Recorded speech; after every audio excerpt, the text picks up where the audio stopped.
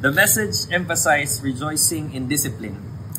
What practical steps can we take to embrace God's correction with joy, especially when it feels like painful or embarrassing?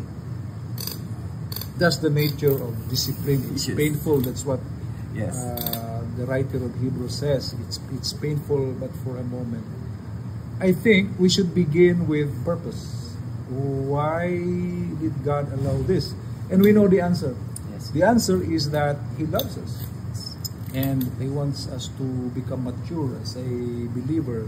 Secondly, this will make us a better ambassador of Christ. Once we have gone through the suffering and by the grace of God, overcome it, mas makasulti ito sa mga tao nga, so to speak, there is a silver lining to this, na ay buhaton ang Ginoo sa imuha nga mas makahimo nimo nga better nga person, and later become a better counselor as well, kay makashare ka sa uban sa imong gi-go through, how you navigated sa problema o sa issue, mas makapanalangin ka sa uban.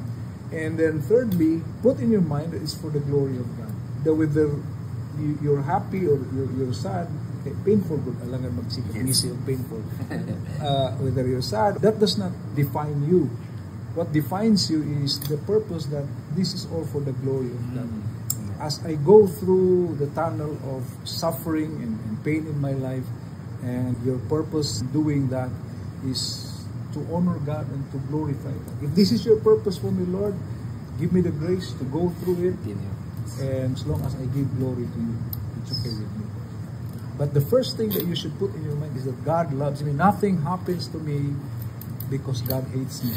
No. Everything happens to me because God loves me. That should be the perspective and the mindset of every believer.